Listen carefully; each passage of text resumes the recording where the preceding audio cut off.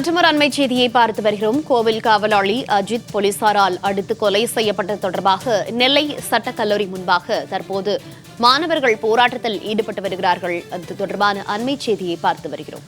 கோவில் காவலாளி அஜித் போலீசாரால் அடித்து கொலை செய்யப்பட்டது தொடர்பாக நெல்லை சட்டக்கல்லூரி முன்பாக மாணவர்கள் தற்போது போராட்டத்தில் ஈடுபட்டிருக்கிறார்கள். அஜித் குமார் மரண வழக்கு தொடர்பாக தற்போது சட்டக்கல்லூரி மாணவர்கள் போராட்டத்தில் ஈடுபட்டு வருகிறார்கள். அந்த காட்சிகளை ஒருபுறம் நாம் பார்த்து வருகிறோம். கோவில் காவலாளி அஜித் போலீசாரால் அடித்து கொலை செய்யப்பட்டது தொடர்பாக நெல்லை சட்டக்கல்லூரி முன்பாக மாணவர்கள் போராட்டத்தில் ஈடுபட்டு வருகிறார்கள்.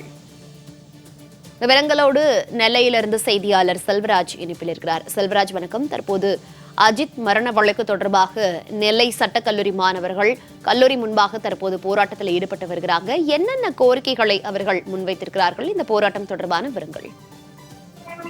நிச்சயமா மோனிகா, நாட்டையே மிகவும் ஒழுக்கிய சம்பவம் தான் சிவகங்கை மாவட்டத்தில் திருப்புவனத்தில் நடைபெற்ற இளைஞர் அஜித் குமார் காவல்துறையினரால் கொலைவெறி தாக்குதல் நடத்தப்பட்டு அந்த படுகொலை என சொல்லக்கூடிய அந்த சம்பவத்தால் ஒரு மிகப்பெரிய பரபரப்பு என்பது ஏற்பட்டுள்ளது.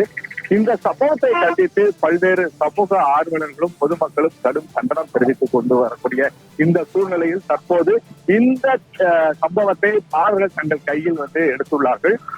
நெல்லை மாவட்டம் பாளையங்கோட்டை சமாதானபுரத்தில் உள்ள அரசு சட்டக்கல்லூரி மாணவர்கள் தற்போது சட்டக்கல்லூரி முன்பாக தங்களுடைய போராட்டத்தில் ஈடுபட்டுக் கொண்டு வருகிறார்கள். இந்த போராட்டத்தின் போது தற்போது அவர்கள் வைக்கக்கூடிய ஒரு கோரிக்கை என்பது இது போன்ற தமிழகத்தில் இளைஞர்களுக்கான பாதுகாப்பு இல்லாத சூழ்நிலை இருப்பதாகவும் இந்த மாணவர்கள் மத்தியில் தொடர்ந்து தங்களுடைய எதிர்ப்பை பதிவு செய்து கொண்டு வருகிறார்கள்.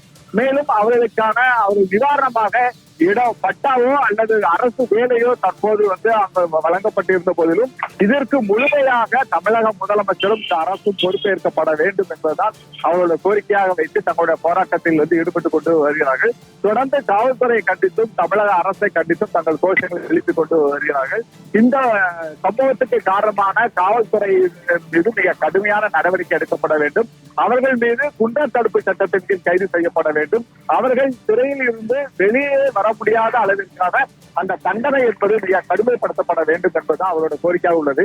என்னென்றால் தமிழகத்தில் தொடர்ந்து லாக் அப் டெத் என சொல்லக்கூடிய மிக அதிகரித்துக் கொண்டு வரக்கூடிய சூழ்நிலையில் இந்த சம்பவத்திற்கு பிறகாது இனிமேல் தமிழகத்தில் லாக் அப் டெத் என்பது நடைபெறாமல் இருப்பதற்காக மிக கடுமையான நடவடிக்கை எடுக்கப்பட வேண்டும் என்பதை வலியுறுத்தி தான் தற்போது அவர்கள் போராட்டத்தில் ஈடுபட்டுக் கொண்டு வருகிறார்கள். மௌனிகா, தகவல்களுக்கு நன்றி செல்வராஜ்.